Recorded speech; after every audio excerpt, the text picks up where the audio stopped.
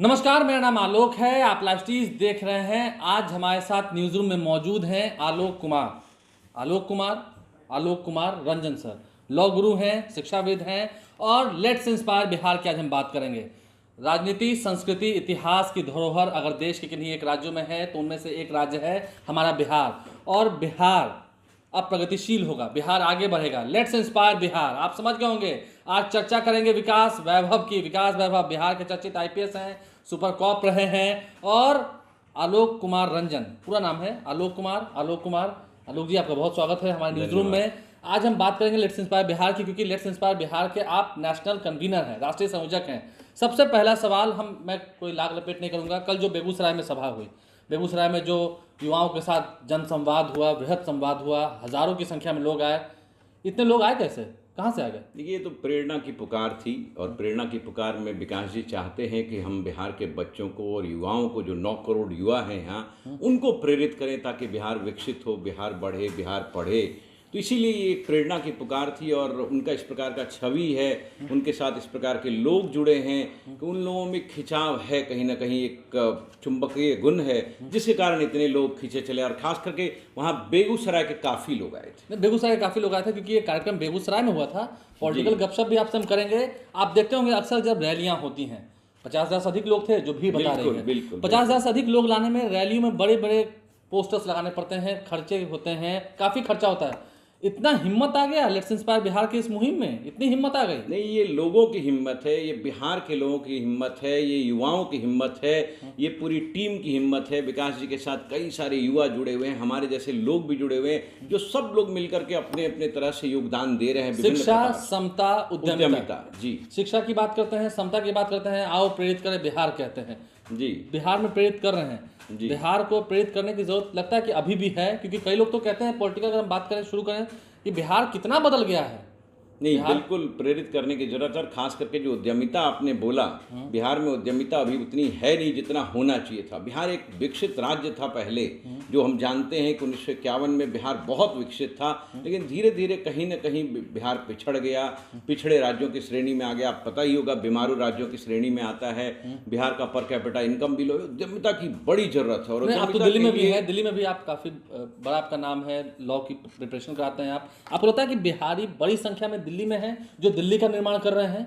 बिल्कुल कर रहे हैं, बिल्कुल कर रहे हैं, बिल्कुल कर रहे हैं। दिल्ली में देखिए, बिहारियों का बहुत बड़ा हुजूम है और सब अच्छा अच्छा काम कर रहे हैं, लेकिन वही बिहारी बिहार में नहीं कर पा रहे हैं। और इसीलिए लेट्स इंस्पायर बिहार कहता है कि दिल्ली, बेंगलोर, मुंबई, पुणे, ये जितने लोग, दुबई और ऑस्ट्रेलिया, जहाँ भी लोग हमारे बसे हुए हैं, वो सब बिहार आएँ और बिहार को प्रेरणा दें। तो हम लोग भी सोच रहे हैं इस प्रकार से एक शिक्षा संवाद। मकसद बताएंगे ना, शिक्षा संवाद आप करें, इसका मकसद क्या है, इससे आगे क्या फलाफल निकले, क्या होगा? इसका मकसद यही है कि बिहार में शिक्षा, समता और उद्यमिता का विकास हो। लोग जाति, लिंग भेद से उठ करके सोचें। यदि हम बिहार को विकसित करना चाहते हैं तो हमें सबको शिक्षित करना ही मतलब जनता का काम करना है। बिल्कुल करना ही पड़ेगा। तो जनता का काम करने के लिए जनता के बीच आना होता है। तो हम लोग जनता के बीच हैं। जनता के बीच हैं, बिल्कुल हैं। जरा पॉलिटिकल सवालों पर आ जाएं। चुनाव लड़ेंगे? नहीं, हम लोग इतनी बड़ी रैली हो रही है, इसे आप शिक्षा संवाद कहिए, मैं तो इसे रैली कहूंगा ना। लोग रैली समझ रहे हैं, इतनी बड़ी रैली बेगूसराय में, 2024 का चुनाव भी है, क्यों ना देखें? बिल्कुल रैली है, लेकिन ये लोगों की रैली है, ये प्रेरणा की पुकार है। ये कोई राजनीतिक स्टंट नहीं है, राजनीतिक मंच नहीं है, ये शिक्षा, समता, उद्यमिता का मंच है। आपने अभी कहा ना जनता का काम करना, तो जनता का काम करने, जनता के बीच जाना पड़ेगा। हम शिक्षक हैं, हम विद्यार्थियों को पढ़ाना चाहते हैं। हम कह रहे हैं कि हम शिक्षा संवाद करेंगे, हर जिले में जाकर के शिक्षा संवाद करेंगे, हर जिले में विद्यालय शिक्षा संवाद करेंगे, विद्यालय वो में जाएंगे, लोगों को जोड़ेंगे।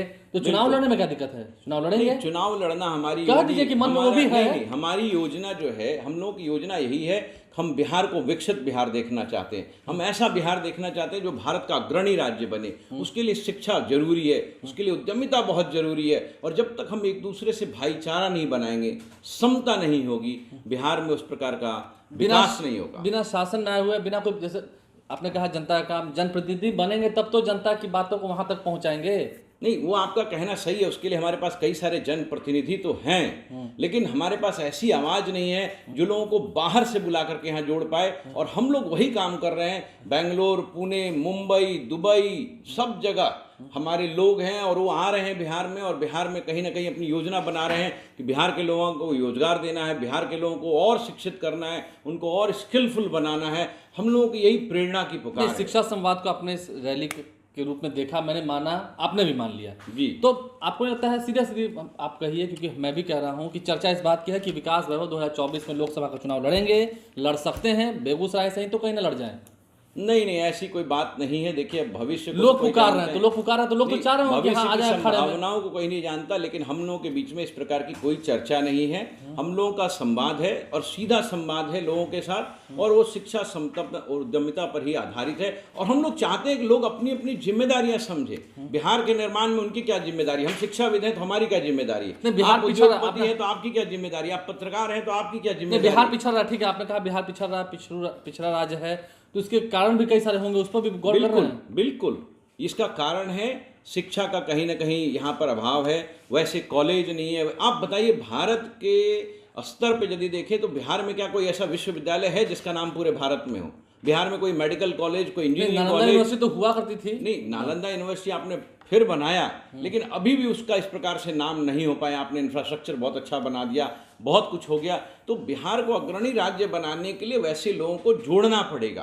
तो ये जो हमारा मुहिम है ना, ये लोगों को जोड़ने की मुहिम है। हम चाहते हैं कि लोग शिक्षा के द्वारा, उद्यमिता के द्वारा और समता के द्वारा एक दूसरे को जोड़ें और बिहार का विकास हो, और बिहार में जो है इन्वेस्टमेंट हो। बिहार में सब लोग, हम भी लौट के आए दिल्ली से, हम यहाँ कुछ करना चाहते हैं, लोगों से मिल रहे हैं, उनसे बातें कर रहे हैं, बड़ी प्रेरणा भी मिल रही है उनसे। महिलाएं, हमारे यहाँ गार्गी पाठशाला चलती है, हमारे यहाँ सिवान में बहुत अच्छा एक स्कूल चल रहा है जो डॉक्टर रजनीश चलाते हैं, यहाँ गार्गी पाठशाला चलती है। बहुत सारे लोग ऐसा काम कर रहे हैं जो अद्वितीय है, और बिहार के विकास में उसका योगदान जरूर होगा। ठीक है, जब आप रैलियों की बात कर रहे हैं, शिक्षा संवादों की बात कर रहे हैं, आगे शिक्षा संवाद और होंगे बिहार में और जगह? बिल्कुल, अभी तक युवा संवाद होता था, आगे एक शिक्षा संवाद भी हम लोग करने वाले हैं। क्योंकि मैं शिक्षा से संबंधित हूँ, इसलिए हम चाहते हैं कि ऐसा करें। हम लोग इसकी चर्चा कर रहे हैं। चुनाव के बारे में ऐसी कोई बात नहीं हो रही है? नहीं, चुनाव भी एक सत्य है, राजनीति भी एक सत्य है। हमारा मकसद बिहार को प्रेरित करना है, हमारा मकसद अग्रणी बिहार बनाना है, हमारा मकसद विकसित बिहार बनाना है।